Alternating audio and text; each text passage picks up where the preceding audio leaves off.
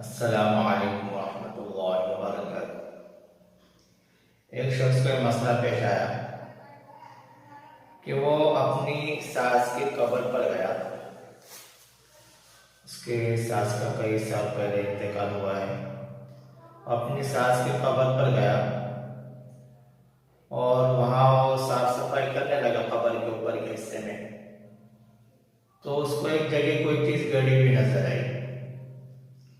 تو اس نے اس کو دیکھا تو اس میں ایک مٹکے کی طرح سے اس کے اندر نکلا، جس کے اوپر سے کپڑا لپٹا ہوا تھا اور اس پر قبرستان ایسے لکھا ہوا تھا۔ تو دیکھ کر وہ ڈر گیا۔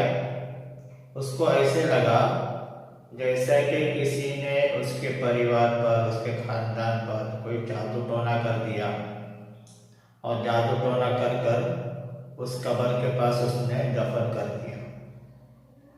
اس شخص کو ڈر ہوا کہ کہیں اس ہانڈی کی وجہ سے یا اس عمل کی وجہ سے میری ساس کو یا پھر میرے ساس کے جو پریوار ہے، جو اس کی اولاد ہے، تو ان کو اس سے کوئی تکلیف نہ پہنچے۔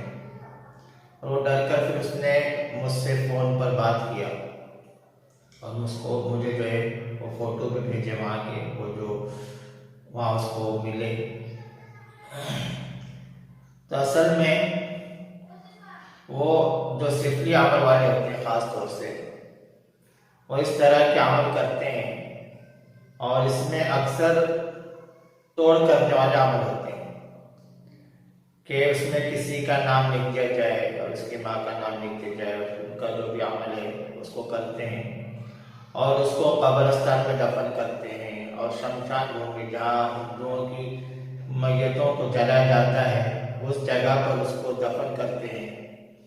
اس طرح سے وہ جو ہے لوگوں میں توڑ پیدا کرنے کے لیے عمل کرتے ہیں۔ اکثر یہ عمل توڑ کے لیے ہوتے ہیں، باقی اس کے علاوہ بھی ہو سکتے ہیں کہ اور کسی کا شیطان نکال کر وہاں دفن کیا جائے وغیرہ، جو بھی ہو سکتا ہے۔ بہرحال اس سے اس میت کو، وہ جو قبر کے پاس دفن کرتے ہیں، اس میت کو اس سے کوئی دقت نہیں ہے، اور نہ اس کے پریوار کو اس سے کوئی نقصان پہنچتا ہے۔ اس لیے اس سے کوئی ڈرنے کی بات نہیں ہے کہ اس کی قبر کے پاس دفن ہونے کی وجہ سے اس قبر والے کو یا پھر اس کے پریوار کو، اس کے اولاد کو کسی قسم کی تکلیف ہو جائے گی، ایسی کوئی بات نہیں ہے۔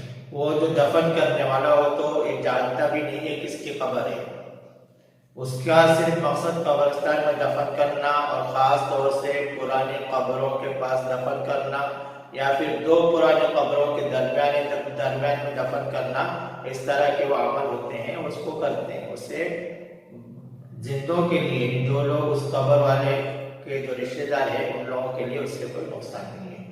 اللہ تبارک و تعالی ہم تمام کی جنات جادو کے اثرات سے حفاظت فرمائے، مشرکوں کے شر سے، حاسدین کے حسد سے۔ اللہ تبارک و تعالی ہم تمام کی، تمام امت مسلمہ کی حفاظت فرمائے، آمین۔